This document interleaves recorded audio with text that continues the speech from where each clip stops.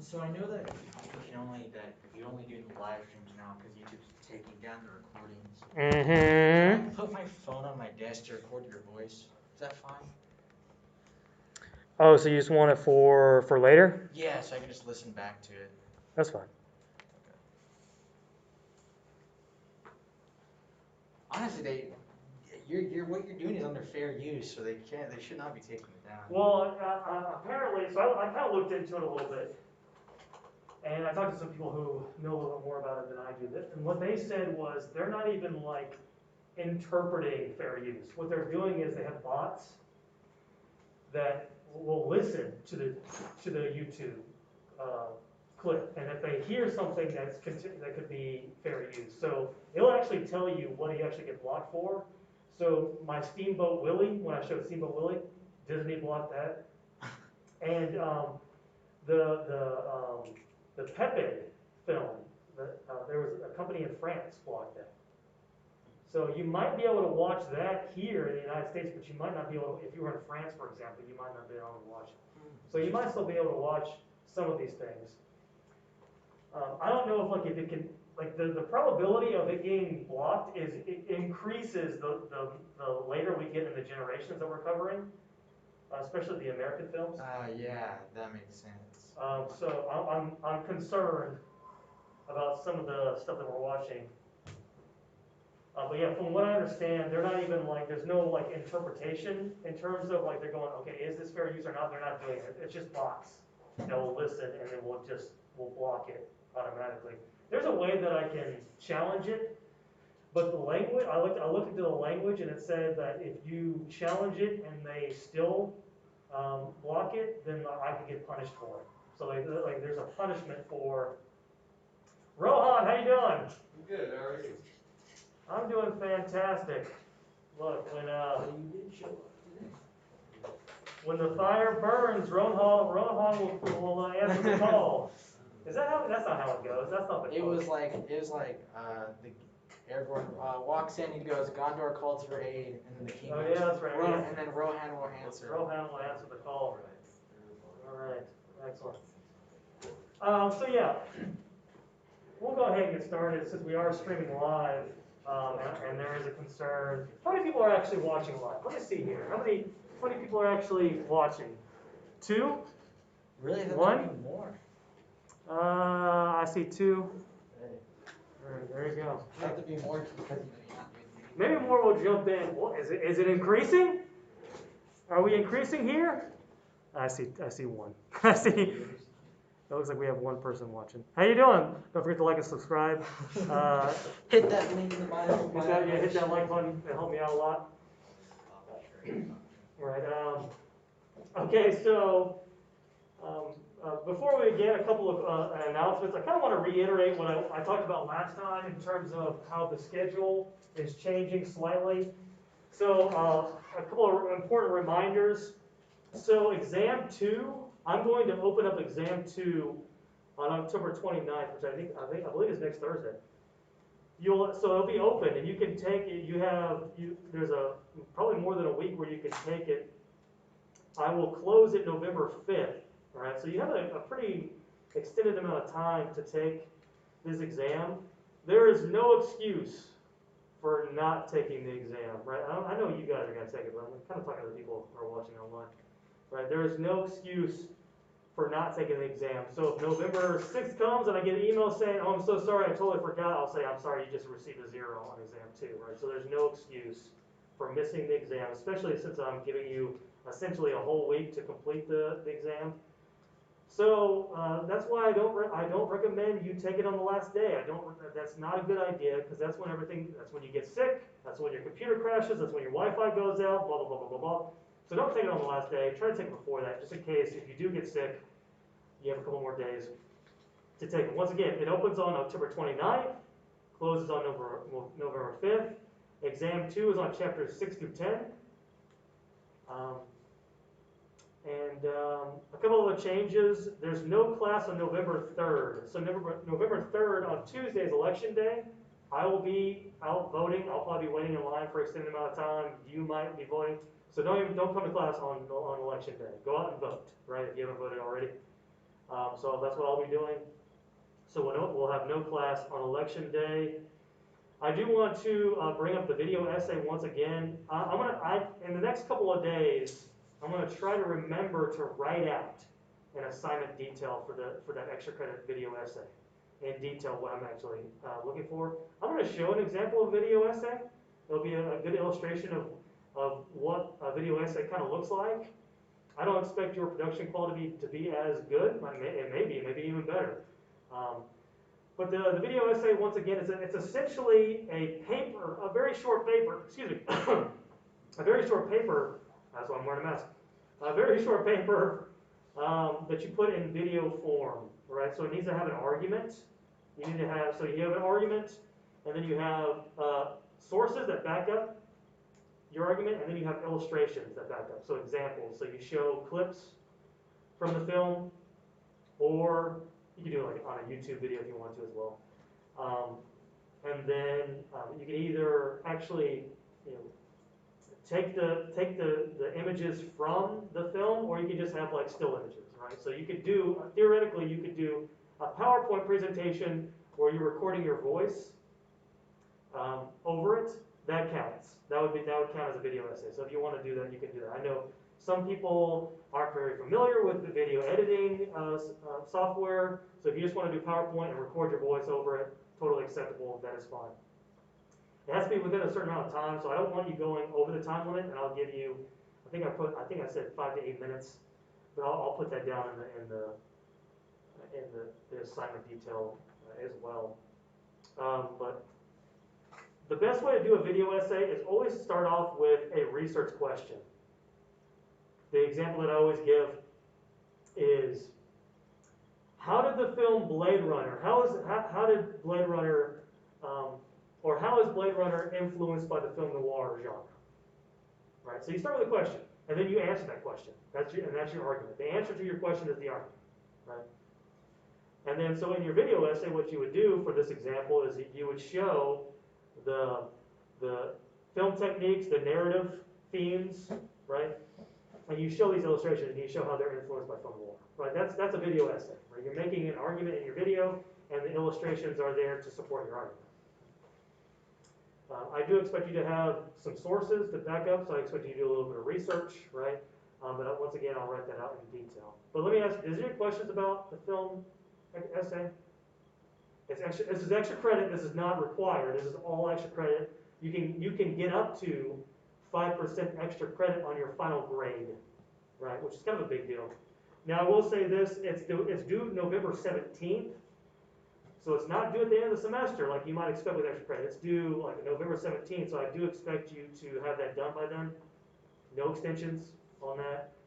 So yeah, so if you're thinking about doing that, make sure you start preparing for it now. Many of you might be, oh, is it going up to 2? We got 2 people, 3 people viewing. Oh man, it's getting hot. That's how it starts. It's hot. It's the big boom. It's hot. All right, so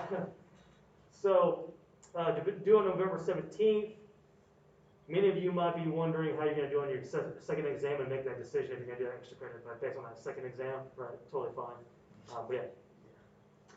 Okay, questions about that video essay? Extra credit, once again, not required. There's only 3 official grades in this class, and they're all 3 exams. Right. All right, video essay, November 17th. I do want to mention that I'm teaching media theory next semester. This is going to sound like a promo. If you like me in this class, you're going to love me in media theory. But I will be teaching media theory. It's also going to be blended. It is a higher level class, so it's a 4,000 level class. So if you are in the program, you want to take media theory, I will be teaching that. I will say this: I do know a good bit about American film, but I almost know nothing about international film. But media theory, that's my forte. That's the thing that I know the most. So not just like television, but the internet, social media, video game. We'll be talking about video games as well. It should be a fun class. So of course that is available for you if you want to take that. All right. All right, so let's go ahead and start off with our warm-up question for the day. And this is primarily a warm-up question, but also it's kind of a, oh, someone's phone here. Is this your phone? That's my phone, yeah, it's okay. recording. Okay. Oh yeah, sorry, I forgot about that. Yeah, so this question is a moral question, but also this is kind of selfish in my part, because I'm just interested in how your other classes are doing. What do you think, what do you think are teachers doing well? What do you think are some areas where teachers are not doing well? I kind of want to hear some examples. So in my previous class, it seemed like the consensus was many students were getting frustrated that teachers were going online, that most teachers were going online. They also were frustrated with the amount of work teachers were putting on students. Like there was a lot of readings and there was a lot of what students call busy work, right? And I'm just interested in what other teachers are doing. What do you think they're doing well? What do you think they're doing not well? That way, because right now I'm still in the process of figuring out how I want to do media theory. So Kinzay, I'll start off with you. What do you do? Your other classes that you're at? Are you taking other classes? I got some other You questions. guys feel like, what do you think are some things that teachers are doing well, things they're doing that teachers are not doing well, that you kind of wish that they wouldn't be doing? Low key have like no problem. Do you have no problems? Well, what are teachers doing? Are they doing mostly are they doing like synchronous classes, or are they doing it just like online where you just do it, you go at your own pace? How are they doing it? Online, their own pace. At your own pace. Do you find that helpful? Do you find it? Okay, all right. Eddie, we'll go ahead and go with you. This, for the most part, the exact same for me. Only complaint that I really had was with one of the history teachers that I had, where it's just endless readings. And it's not that I have a problem with reading, it's like, they're kind of making it impossible at the point to read all of this while also asking us to do this and this and this type of thing. Now, when the class that you're talking about where there's just a bunch of reading, are there video lectures that you can watch, or how does that work? It's more so like I want to say, there'll be like two lectures, but they're more so like from YouTube videos Yeah. that like other teachers everywhere use. Okay, that's what you're saying. Yeah. Do you find it helpful? Do you find it not helpful? The YouTube videos can be helpful for me to remind myself where I am supposed to be or where I need to understand in this very moment. But yeah, that's just about it. So do you not have a teacher where they're doing it via like a Zoom class? No, You don't have one of those teachers? it's more so just do it at your own pace, do it at this certain deadline type of thing. So the one thing that I'm debating for media theory is whether if I want to go ahead and just do a blended class like I'm doing now, and that kind of has its pros and its cons, or if I wanted to do an online class but it's synchronous, but I'm trying to simulate the classroom as much as possible. So what it would be, everyone has to show up live, everyone's cameras are on, and I'm asking questions and students are answering. It's more interactive. So it's kind of like what I'm doing right now, but via Zoom. So those are my two options, and I'm weighing the pros and cons of both of these things, right? And I'm just kind of getting some advice from students on what they like and what they don't like. Yeah. Sawyer. So what I think is that I'm not a fan of the online stuff, in my opinion, because we're paying for this. We're paying for an Yeah. education, and the online stuff. Honestly, a lot of times I feel like I'm just watching YouTube videos and teaching myself. Okay. Like Yeah. the teachers aren't teaching, and to me that's frustrating because I like having that interaction with the teacher, hearing them talk and all that. And so I think what you're doing now, you're actually my favorite teacher on how you're doing things.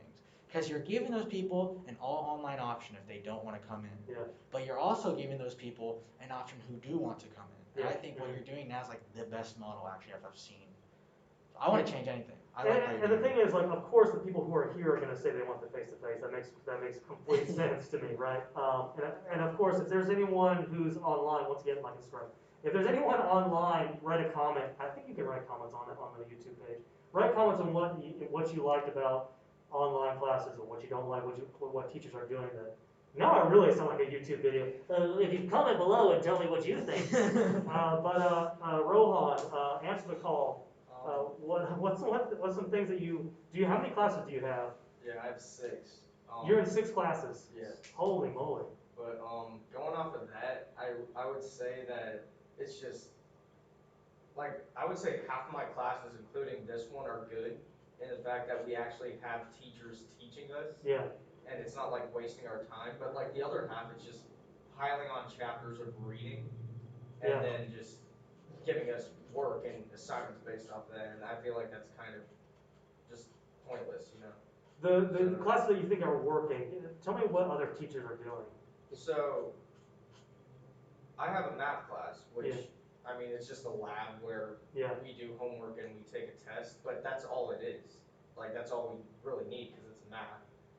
And, let me look at what my other classes. So does anyone in here have a class that's taught via Zoom or Microsoft Teams where the teacher is like interacting with the students? Do you have anything like that? So I have an acting class. She did this recently.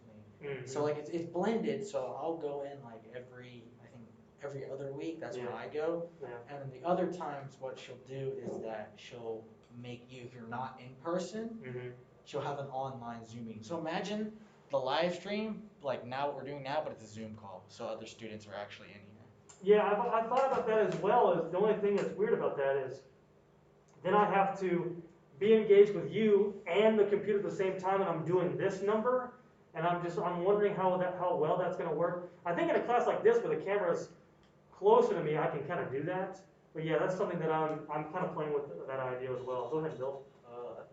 I've got half in person, half online, so Mhm. 2 classes and then 2 classes. But I mean, both I do prefer both of my in person ones. Mhm. But I will say, doing in person, cause like it's still blended, so you can still online stuff. Yeah. I will say, doing the in person stuff makes me forget about doing the online stuff. So like my lit teacher was talking about, he was already like, yeah, I'm not concerned, cause we're here, I'm gonna use iCloud less. But he's like, today he was like, yeah, I put out a discussion post last week, and then I realized I haven't checked the iCollege in like 4 weeks. So. Right, and that's another issue as well is when you're taking an online class, it's so much easier to miss something, because all teachers are doing are just posting in written form, and you feel like you're just constantly reading stuff. So it's versus an in-person class. I'm here to remind you at the beginning of each class what's going to happen, right? So I completely understand that too. Yes. So there's actually this model in this game class I take. So what the teacher, so what he does is that on Tuesdays, so he splits the class up in half. So usually the class would go from 9:30 to 12, Mm-hmm. but instead it's the first half goes from 9:30 to 10:30, and then my portion of the class goes from 10:45 to 12. That's what you're saying. So he splits it up, but for that missing half of the other lecture, what he does on Thursdays, he then releases a video lecture for you to watch. So that's another way you could do it. Yeah. It's kind of what I'm doing now, I guess, in a way, or I was doing, where half of you were coming on one day and half of you were, and now I just released and then it just turned down, it dwindled down so much where you guys just come every day, right? But yeah, did you have something, Bill? The one issue I've had was I don't know why, but my gov teacher, I had technical issues on an exam, and for some reason, Yeah. it's like the teacher was expecting everything to be perfect. So Yeah. I had technical issues, and they're like, that's not an excuse. For a fully online class, Yeah. for me to have technical issues is not an excuse. Yeah, that's also difficult too, because then as from a student perspective, that puts a lot of stress on you. From a teacher perspective, you have to make the judgment call. Yeah. Is the student lying to me? Yeah, is it actual technical, which is most certainly could be the case, or is the student lying to me? And then it's like one of those. You have to kind of. I always fall on the side of it's technical issues, Yeah. right? Rather, because I don't want to accuse every student of lying to me, but of course that does happen. He had like said on the syllabus and everything.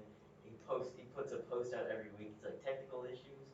He even said that like technical issues, it is okay. You'll just give it another chance. But I emailed him. I put on what was it, a lockdown browser, which is basically just malware for an iPad and a computer. So it locks my iPad for 8 hours. And he's like, nope, that's not possible. He's like, that's not real. Oh. And I was sending him like screenshots, all this stuff. He's like, nope, that's not real. It's like, you gotta be just a little more easy on it. Yeah, I think like teachers need to stop being so strict, especially like at a time where everything's Which is funny because that's all that we hear as a teacher. That's all we hear is, look, you got to be more lenient on these students. You have to be okay. Like, And I'm like, of course, so who's not doing it? And then I find out that most teachers are not doing that. And that's why we keep hearing these messages. Most people are not Yeah. It's doing someone that. that's like, Yeah, I get it. been doing class for a week, then Are we yeah. up to 8 people? Oh my goodness, look at this right here. Oh no, we got 6 people. All right, excellent. All right, so let's go ahead and move on to our, we'll skip this next question for Thursday. But what genres were popular during this time period? All right, so we talked about, on Thursday we began with American cinema and the post-war era. And we're finishing up that chapter. We're getting to the second half of that chapter. So what genres are popular during this time period? Yes? The Western. The Western obviously is very popular during this time period, certainly, yes. Sci-fi. Sci-fi. This is kind of where you're starting to see science fiction starting to become like its own definitive genre, which makes sense because this is a time where we're seeing a lot of technological advances, and so like you have like the nuclear bomb, for example, and all this other stuff. So this anxiety over technology and how it's sort of impacting not only like everyday life, but like the family and that sort of thing. So you're seeing a lot of these social anxieties manifesting in the science fiction genre, definitely. What other genres are going on? Yes, Eddie. Musical. This is the heyday of musical, right? This is when you have like the Singing in the Rain, West Side West Side Story. Story. Yeah, exactly. Right. Is Grease in the 1950s? Or is that later? I think that's later. That was later. It's later. Okay. I think that's, isn't that 70s? Yeah, I think it's later. It's any other genres during this time period? You got the melodramas. The melodrama, right? We'll show an example of the The melodrama. historical epics. Historical epics as well, Yeah, right? does that mostly do with the Bible, right? Yeah, mostly. Yeah, a very popular genre. Obviously, the Ten Commandments is the prime example of that. Good. Let's move on to the next question. Who is Alfred Hitchcock? You know what? We're going to focus on Alfred Hitchcock a lot today because he is a director that film scholars generally point to when they're trying to validate auteur theory. Can anyone tell me what auteur theory is? We briefly discussed auteur theory. But what's auteur theory? Let me look back at my notes.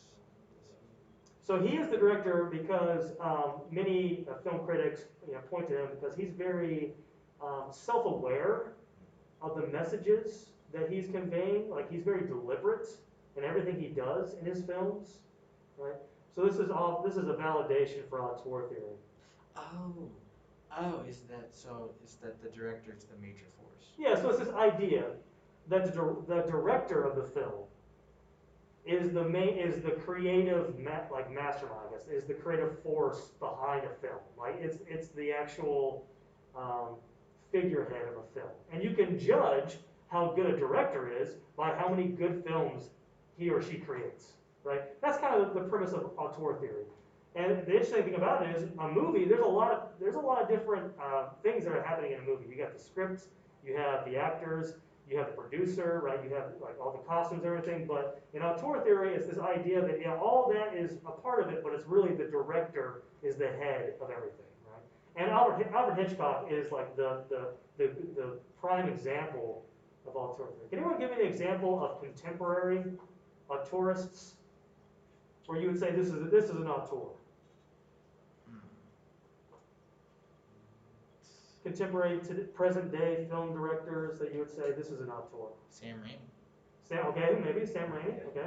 Well, who else? Just blanking all the names. Nah, I mean, I was about to say some MCU guys, but I feel like whoever the executive producer of the MCU is more the auteur person for that. Yeah, because when you talk about the MCU, right, you can make the argument that Feige is probably more of the figurehead of an MCU.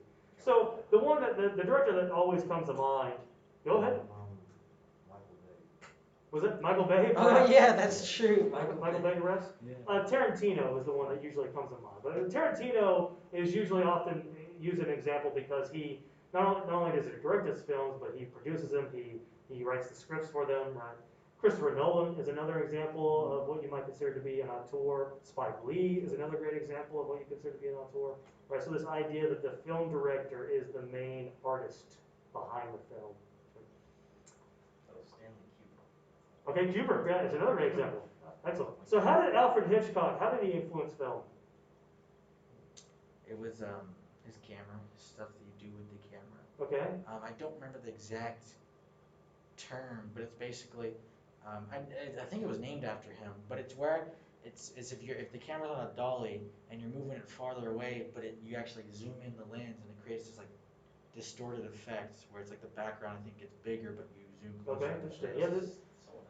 Yeah, there's a lot of creative camera work. One thing that Hitchcock is known for is sort of the subjective camera, right? So this idea that you are looking through either the character's eyes or you as an audience member are a character in the film, in the diegetic world, right? And he often plays with that in order to, it adds to suspense because you feel like you are actually present in that world. Like he does a lot of cool like camera placements, almost like POV shots, right? Either you're looking through somebody else's eyes or you are actually in the film yourself. And I want to show a great example of that. So what I want to do is I wanted to show a clip. This is from a film, Alfred Hitchcock film. It's called Rope, right? And it just happens to be my favorite Alfred Hitchcock film. Let's watch this is the opening sequence of the film. I want you to pay attention to camera angles. I want you to pay attention to just the way the characters behave. And then we can put our film analysis caps on and discuss what you think these images represent. Now, what's important to know about Alfred Hitchcock is he was very self-aware of psychoanalysis. Like he used psychoanalysis in his films. Does anyone know what psychoanalysis is? Anyone familiar with that term? Like a Freudian psychoanalysis? So this idea of, the repressed images, repressed anxieties that are in our subconscious or unconscious, right? So this idea of what we are actually repressing, and he kind of plays with that a little bit. So what I want to do is I want to show the opening sequence for Rope. I want you to just pay attention to these various aspects, and then we can have a conversation. And of course, I'm more than happy to hear what you just think is like, what's weird about this? What's interesting about this? What caught your eye? All right, so go ahead and hit those lights for me, Kinsey. And of course, this is probably when the copyright's going to block us. So if you're watching live, you'll be able to watch live. But if you're trying to watch this later, you might not be able to. Oh, that's fine. Oh, set it up. Nope, stop it. There you go, get some chains. There you go. Okay, so this is the opening sequence to Rope.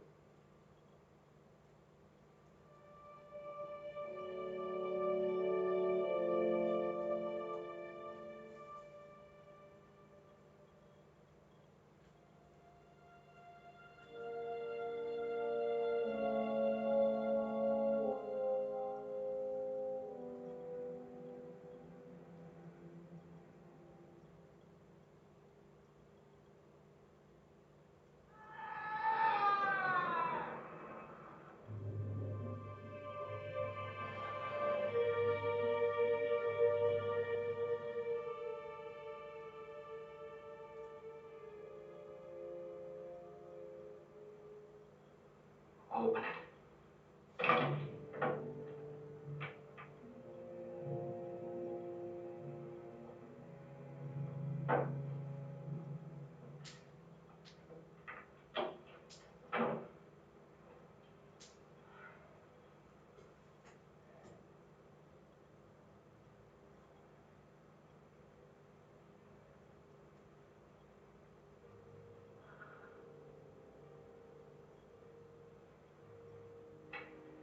Don't. Got to see if there's. I know. Not just yet. Let's stay asleep for a minute.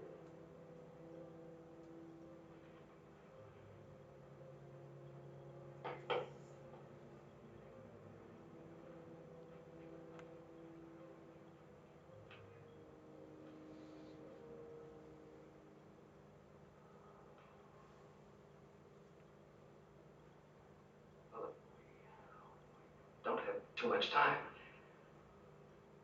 It's the darkness that's got you down. Nobody ever feels really safe in the dark. Nobody who's ever a child, that is. I'll open these, all right?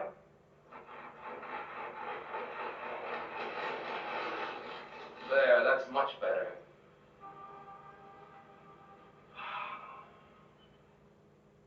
All right, let's talk about this.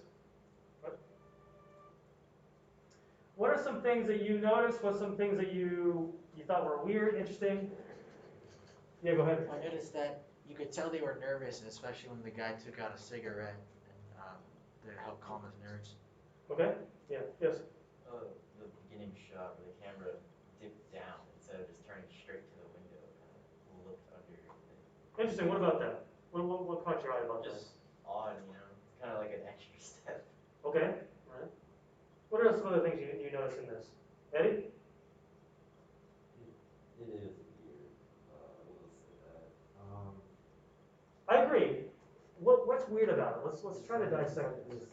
it's trying to get like this suspenseful taste of it, of like what they're going for. It's like, I think it's the acting for me that makes it feel kind of awkward, like a little over dramatic.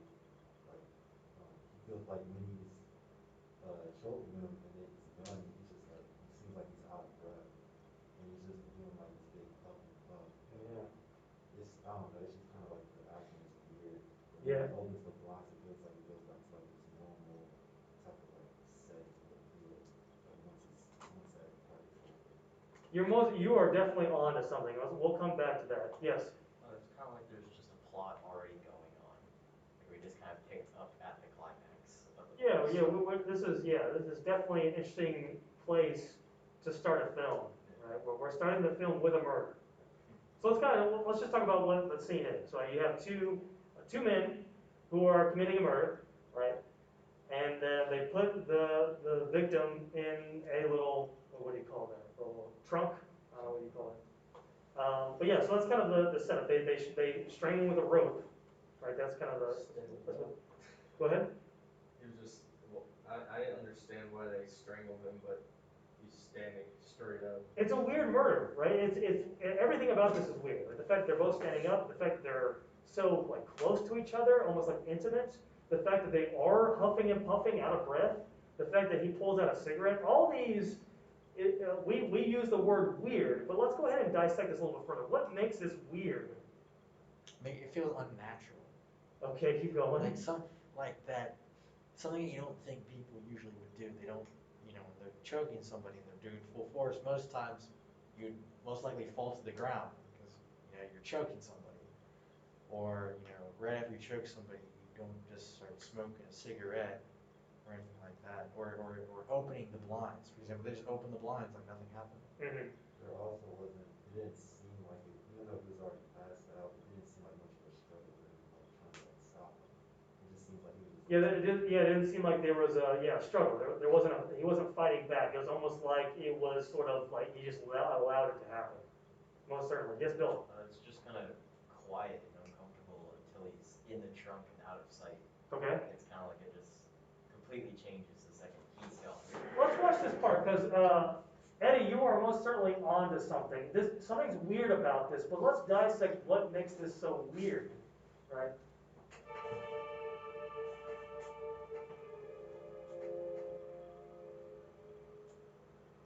Open it.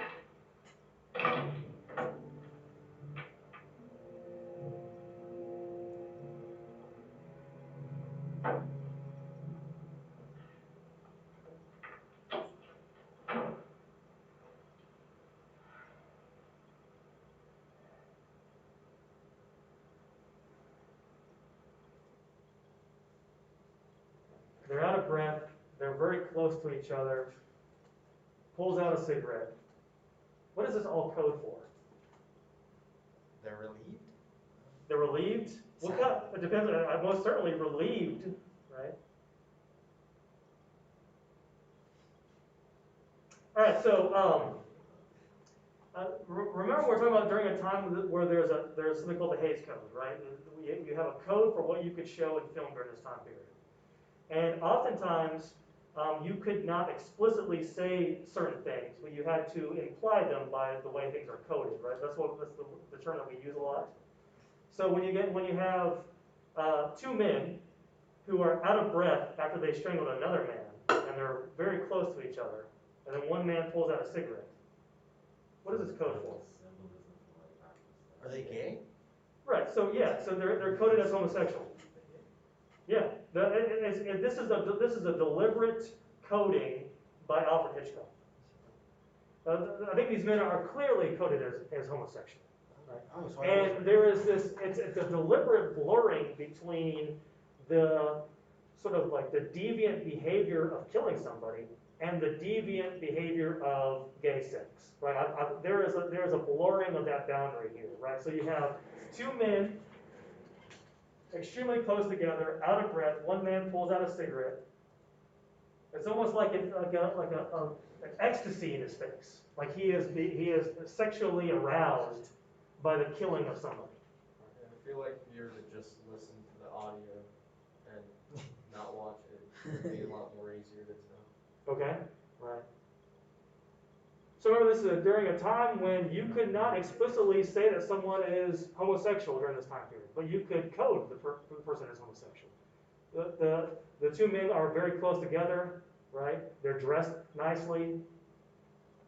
So it's important so you can look at this in two different ways, and they're probably both equally disturbing. But you can say Alfred Hitchcock is clearly homophobic, and he's using this homophobia as a way of sort of adding a level of eeriness, a level of horror and deviancy to this scene by making them gay, and making this whole scene almost like this symbolic gay sex going on here, right?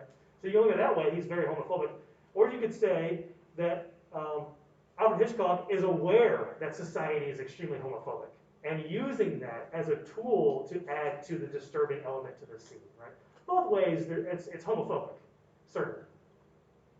But once again, I think this is a great illustration of the way the way things are depicted visually often convey messages that are not said, verbally. And we uncover some deeper meanings. And this is kind of what we're talking about when Alfred Hitchcock talks about like the repressed anxieties of the unconscious, right? The things that we're not allowed to say, right? The things that we fear that we don't want to think about, right? We repress those anxieties, and these sort of manifests in these films, a lot of Alfred Hitchcock's films. Does anyone else want to say anything about this? So by the way, smoking a cigarette was code for sex during this time period. Oh, really? If you cut to somebody smoking a cigarette, so you have two people kissing, cut to someone smoking a cigarette, the implication was they had sex, right? So the cigarette is deliberate. Like all this is very deliberate by Alfred Hitchcock. Good. All right, moving on. Oh, by the way, if you're interested in this film, this is a film where he does a long take. The whole film is one long take, sort of like 1917, right? So it adds to this suspense of like you feel like you are a character in this, and you are a part of this murder, right? And it sort of takes you along with it. In this film, what they do is they take the dead body and they put him in that trunk or whatever you want to call it, and they serve dinner on the trunk to his parents. Like that's the whole point of the film. And throughout the film, people are almost uncovering this mystery. Like they keep coming close to it, trying to open it up, and it's this constant like suspense of, when will they figure out that there's a dead body in there? Good. So that's wrote by Alfred Hitchcock. All right, so let's go ahead and talk about some popular genres during this time period. So one was the exploitation film. This type of film had no major star. These films were sort of sensational subjects, often tended to do with like sexual content, very popular with like teenage audiences and young adult audiences, associated with sex and violence, often shown at drive-ins. So we talked about how big the drive-ins were during this time period. This was the type of movie that usually was shown, often known as like B films or B movies. One of those films is a film called Attack of the Crab Monsters, 1956. Has anyone seen, I don't know if this is your generation probably doesn't, has anyone seen Mystery Science Theater 3000? I know what you're talking. I've heard of it, but I've never seen it. So these are the type of films, these exploitation films are usually the type of films that they watch and make fun of. But here is Attack of the Crabs.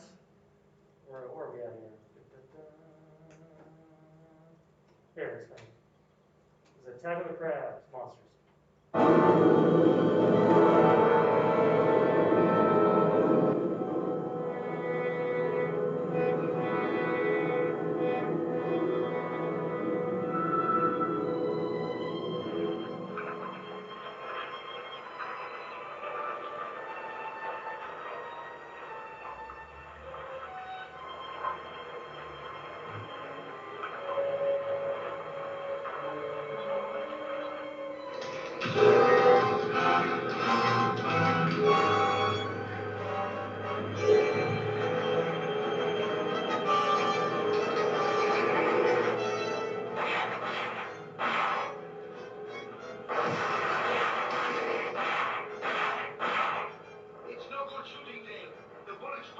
just like X-rays. So, you have wounded me. I must grow a new claw. Well and good, for I can do it in a day. But will you grow new lives when I have taken yours from you? That's Attack of the Crab Monsters. One of my favorite part about that scene is that apparently bullets go through him. He's a crab. Just say that he has a hard shell. Why would they go through him? Yeah. Just say he has a heart. Anyways, moving on. So another popular genre during this time period is the Western. I want to show a clip from Shane in 1953. Has anyone seen Logan? Yeah, that's what. Yeah. It was Logan, heavily inspired by Shane, right? They actually had a clip of Shane and Logan. They did have a clip of Shane in the film, right? And here is the closing sequence from Shane. Oh, I think this is the clip they had. I think so too. Joey, there's no living with a killing. There's no going back from right and wrong is a brand. A brand sticks. There's no going back. Now you run on home to your mother and tell her everything's all right. There aren't any more guns in the town. Shane, it's bloody. You're hurt. I'm all right, Joey. You go home to your mother and your father and grow up to be strong, straight. Joey, take care of them. Both of them.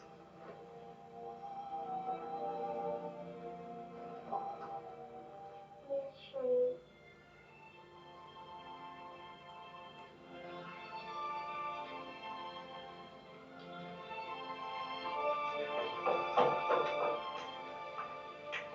Never been able to shoot you if you'd have seen him.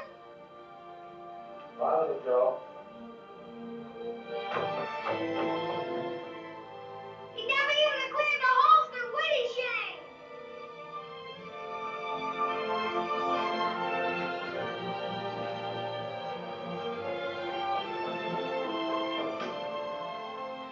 I've got things for you to do.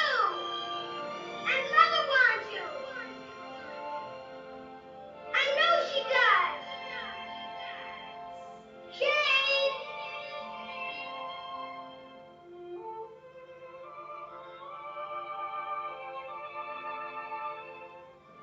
Shane!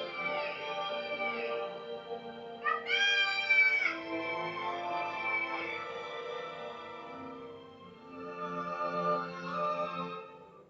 All right, that was Shane.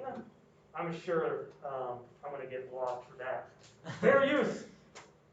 Maybe if I say fair use, the bots won't block. All right, moving on. So the next is the melodrama. This is often a kind of a revamping of the old style of melodrama. I'm going to show a clip from Imitation of Life in 1959. This was a film that dealt with issues of race, class, and gender, released by Universal. During the time when this was released, many people just assumed it was kind of like soap opera. Didn't really have any like deeper meaning to it. Now, when film director or film analysts go back and look at this film, they often say that this showed it sort of captured 50s era racism. Many critics during the time often thought it was just kind of like soap opera, but it's well received by people today. To kind of set things up, this dealt with an issue of what was often called the one drop rule, a very racist anxiety of if you had any sort of African American heritage in your family, even if you could quote unquote pass white, then you were ostracized by the white community. Like, so there was this racist idea of purity that was going on during this time period. And this film sort of kind of dove into these issues during the 1950s. So the character that you're about to see, she passes as white, but her mom is black. I'm going to show a scene that's pretty graphic, and it does have the N-word in it. So I just want to let everybody know that that's going to happen. But this is a very powerful scene that kind of captures 1950s racism. And here it is.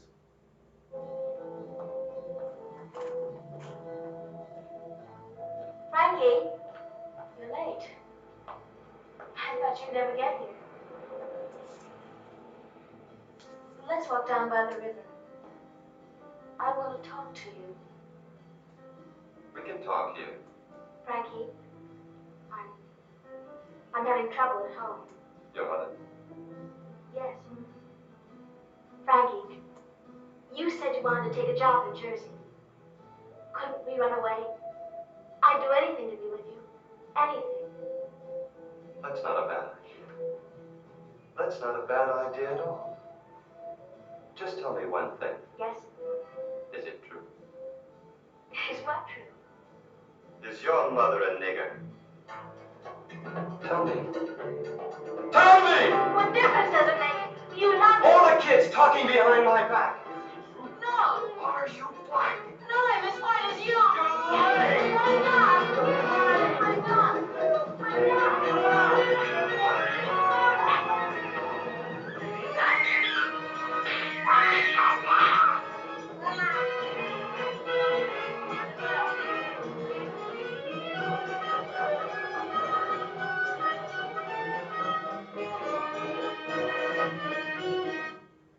All right, so a pretty graphic scene there from Imitation of Life. So let's move on to something a little more lighthearted. This is, which one do I want to show? We'll do Singing in the Rain. So this is certainly going to get blocked. So this is the musical. This is kind of like the golden age of the musical. I'm going to show a clip from Singing in the Rain. Fair use. I'm just going to keep saying fair use over and over again. Maybe that will stop it from getting blocked. But here you go. Here's Singing in the Rain. Good night, Kathy. See you tomorrow. Good night, darling. Take care of that throat. You're a big singing star now, remember?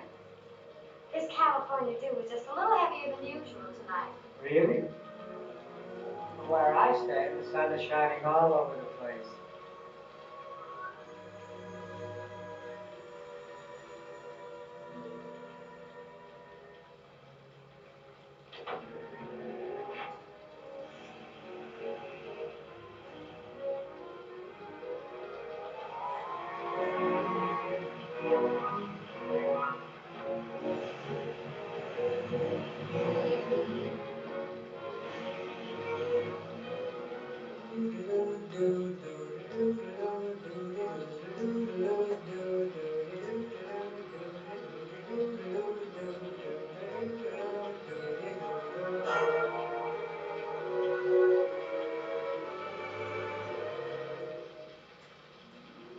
I'm singing in the rain, just singing in the rain. What a glorious feeling, I'm happy again.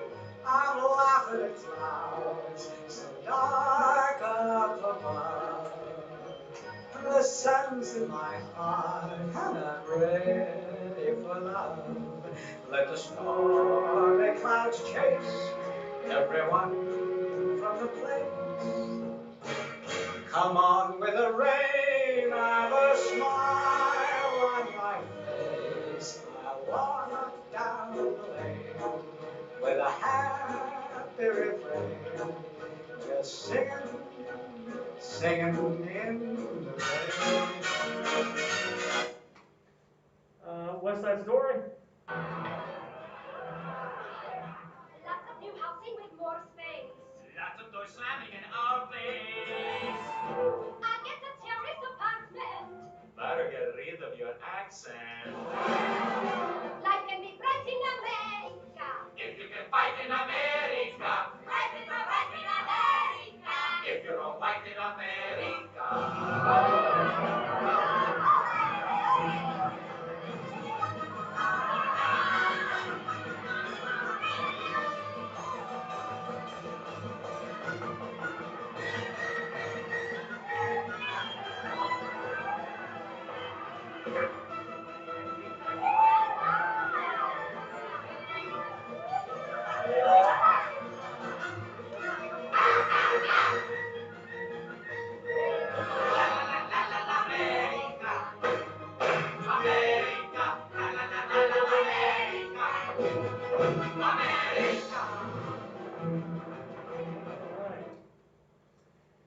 All right, so up next we have the historical epics.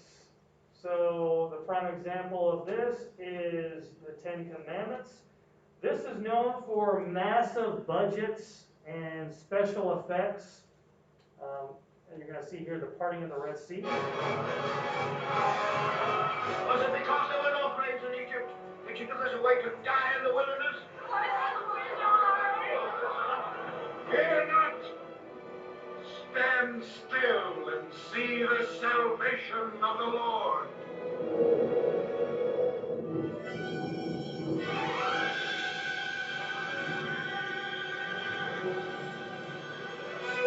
The pillar of fire. It is the breath of God.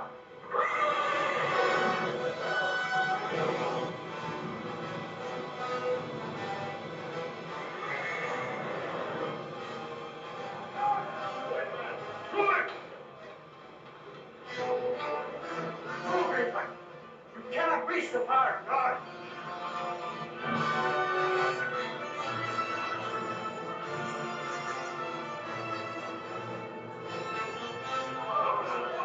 Gather your families and your flocks. We must go with all speed. Go where? To drown in the sea? How long will the fire hold Pharaoh back? After this day, you shall see his chariots no more. No! You'll be dead under them. The Lord of hosts will do battle for us. Behold his mighty hand.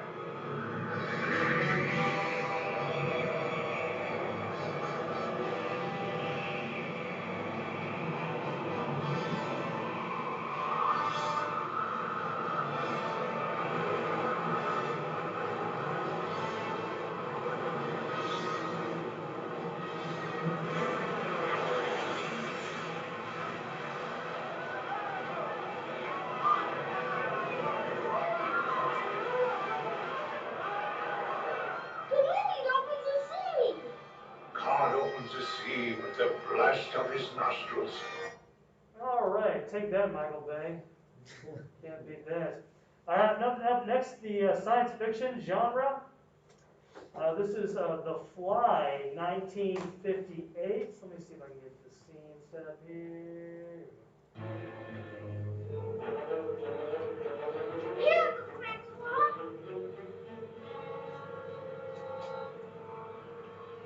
Wait in the house.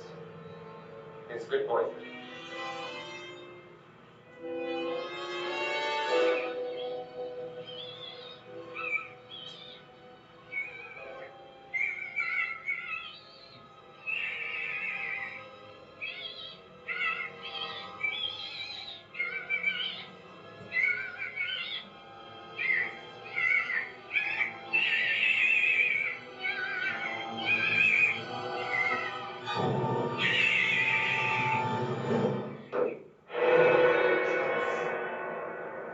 Please, please. There you go. That was The Fly, 1958. All right, so now let's talk about Alfred Hitchcock. All right, so let me get this set up here. America. All right. So English film director, master of generating suspense, often used as evidence of auteur theory, most influential in extensively studied filmmaker and history of film. Directed over 50 feature films. We talked about the Hitchcockian style of like a subjective view, mimicking a personal gaze of the character or you as a character in the film yourself. Often studied through Freudian psychoanalysis, exploring the unconscious desires and fears. He has been criticized for his representation of women, particularly blonde, white women who die or humiliated, like they're the primary victim in Hitchcockian films or Hitchcock films. So what I want to do is I want to show a clip from, this is Rear, this is a Rear Window. What's the recent update of Rear Window with Shia LaBeouf? What's that one called? It's almost the exact same concept. It has Shia LaBeouf in it. Oh, I think it's called, is it called Disturbia? Anyway, so here is Rear Window when he he notices what he considers to be a murder, and then he sends someone over there to check it out.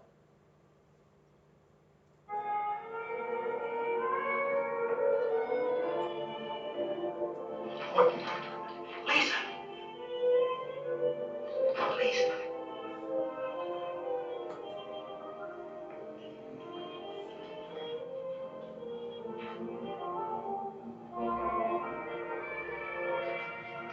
Precinct 6, Sergeant Alton.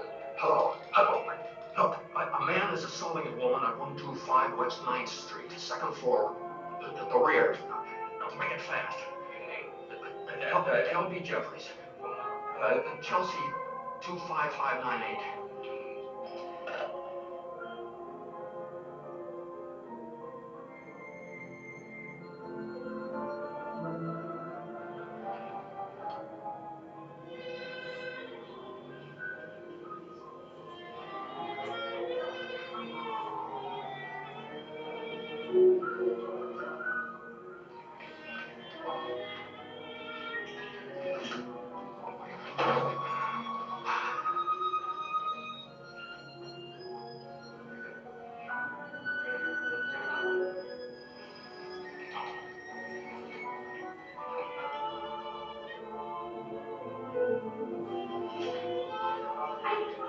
Oh, no.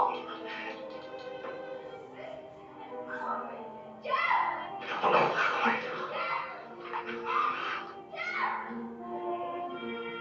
Please. Stella, what do I do? Where did I come?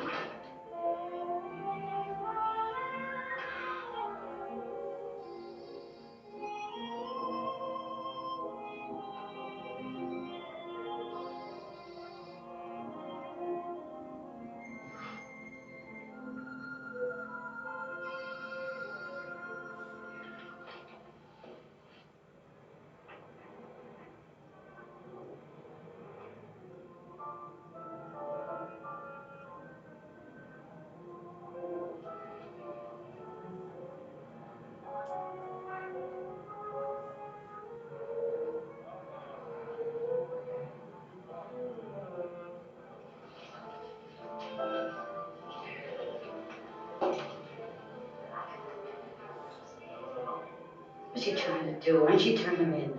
She's a smart girl. Smart girl, she'll get herself arrested. Get her out of there, won't it? Look, the wedding ring.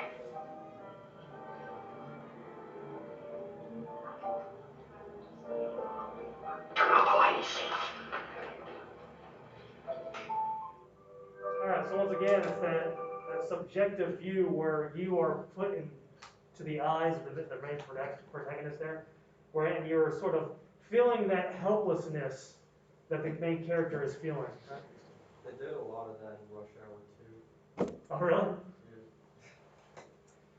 All right, so what I want to do now is, Psycho is one of the films that I expect you to watch in its entirety. You can watch it via, is it Swank? Yes, it's Swank.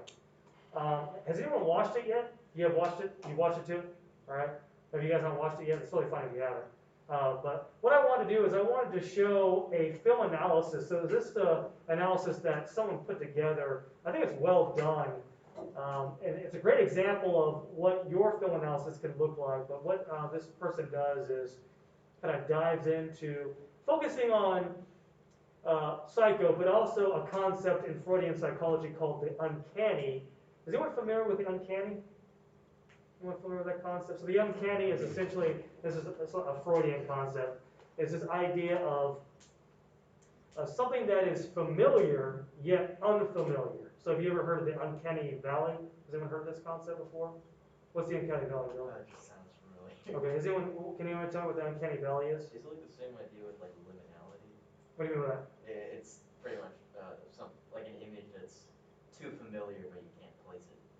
Right. So the uncanny valley, for example, is this idea that if robots are the closer they look like humans, the more eerie it is, right? Because there's something off about it. They look like humans, but they're clearly not human, right? So that's like the same thing with what is it? I forget what the term is, but it's like depending on how close together eyes are, the more eerie it gets to Or Okay, how well, further apart eyes are, it's like, you distinguish them as humanoid, but it's not Interesting.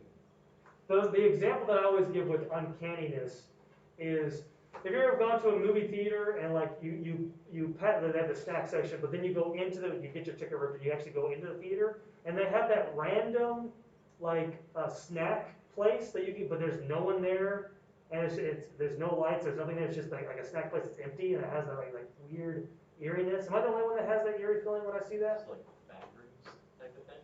Yeah, like you go into, so they have the normal snack area, but then you go into the theater and they have the random snack, the random vendor, Yeah. that there's no one there, there's no one selling any candy, right? There's some other examples of uncanniness. This is one that I like to show a lot too. Uncanny, amusement parks. So images of amusement parks that are empty. So someone like this. Yeah, the back rooms is like the current example right now. It's like the internet version of it. Oh, What are back rooms? Tell me. Like it's like like like an empty mall type of thing. Yes. It's a blank room, but it's so big. There's like pillars. It just looks like you could search it and you'll get the image. Yes, exactly. Just like empty. Yeah, great. All right, so that's kind of a great example of uncanny. But this is a film analysis. I'm going to show about 10 minutes of it. But this is a great example of how to put together a good film analysis essay. And it also talks about Psycho, which is very helpful for us as well. A warning, spoilers. Okay, so here we go. For a maniac, a raving thing. She just goes a little mad sometimes. We all go a little mad sometimes. Haven't you?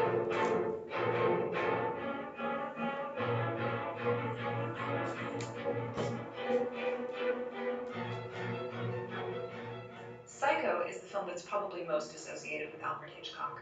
It's certainly his most successful film, and he made it relatively late in his career, 1960. With its then shocking depictions of sex and violence, Psycho completely revolutionized the horror and thriller genres. Now, if you haven't seen it, stop this video now and go watch it, because yes, it really is as good as your film friends say it is, and I'm about to spoil the whole thing right now. Quick recap. Psycho begins when Marion, a secretary played by Janet Leigh, impulsively steals a large sum of money from the office where she works, hoping that this will help her marry her boyfriend Sam. While trying to put distance between herself and this crime, she stops at a motel run by Norman, a repressed young man under the thumb of his domineering mother. In the by now famous shower scene, we see what appears to be Mother stabbing Marion to death in a fit of jealous rage. But the subsequent investigation actually reveals that it was Norman who did the killing, Mother being his edible alter ego. One of the strange things about Psycho as a film is that there's no single protagonist to carry the bulk of the plot. At first it seems like the psycho in question might actually be Marion, as she flees with increasing paranoia from the repercussions of her crime. But when she's suddenly killed off, the film abruptly switches its focus completely from her theft to her murder. For a lot of critics and theorists, this whole Marion story is basically just a red herring, an elaborate setup by Hitchcock in order to make the sudden murder all the more shocking when it happens. But personally, I think that explanation is pretty thin. From start to finish, Marion's story is about 45 minutes long, taking up over a third of the total film time. Now, if you've ever watched a procedural from Law and Order to Poirot, you'll know this is an absurdly long time to set up what is essentially a backstory for your murder victim. So why is so much attention given to Marion at all? Why do we need to devote a third of the film's time to a setup that seemingly has nothing to do with the murder or the murderer? To understand this, we're going to have to take a quick detour to the field of psychoanalysis. Now, Hitchcock's fascination with psychoanalysis is pretty common knowledge at this point, and nowhere are his Freudian themes more overt than in Psycho, a film academics often refer to as the first psychoanalytic thriller. Norman's sexual fixation on his mother is the most obvious Freudian element, but there's also the way that the three levels of the Bates home, top floor, ground floor, and basement, mirror Freud's three levels of the human subconscious, superego, ego, and id, respectively. But to really decode Psycho, we're going to have to turn to a lesser-known Freudian concept, the uncanny. The uncanny, or unheimlich in the original German, literally meaning homely, is a concept coined by Freud to describe the feeling of unease you get when you experience something familiar as suddenly unfamiliar, like seeing a teacher outside of school or visiting an empty museum in the middle of the night. That is, something commonplace seen in a way that is suddenly strange. Freud was particularly interested in literature and the recurring motif of the uncanny double, or doppelganger. That is, someone or something that is disconcertingly like the self and yet completely separate from it. Uncanny doubles can be found all over the horror genre, taking the form of mirrors, shadows, dolls, dummies, and mannequins, mummies, ghosts, zombies, robots and clones, even twins. Freud would argue that all these creepy figures are creepy because they are like the self, and yet threateningly other. In Psycho, we get an uncanny double in the form of Mother, Norman's alter ego. But what's easier to miss is that Norman and Marion are also set up as uncanny doubles of each other. Their names contain most of the same letters, in a deliberate change from the original novel, and in most of their interactions we can see a carefully placed mirror in the background, suggesting that they are, in fact, mirroring each other. In his reading of the film, Slavoj Žižek writes, Marion's world is the world of contemporary American everyday life, whereas Norman's world is its nocturnal reverse. The relationship between these two worlds is that of the two surfaces of a Mobius strip. If we progress far enough on one surface, all of a sudden we find ourselves on its reverse. In other words, Marion and Norman's seemingly separate stories are not separate at all. They're complementary and cyclical, like day and night. And it's only by looking at the two together that you can begin to understand the film as a whole. So how does Hitchcock turn Marion's story into Norman's story? Well, let's look at a scene early in the film where Marion's driving to the Bates Motel, imagining what her boss will say when he finds out she's stolen the money. For all, Cassidy, I told you, all that cash. I'm not taking the responsibility. Oh, for heaven's sake. Girl works for you for 10 years. You trust her. What's going on in this scene?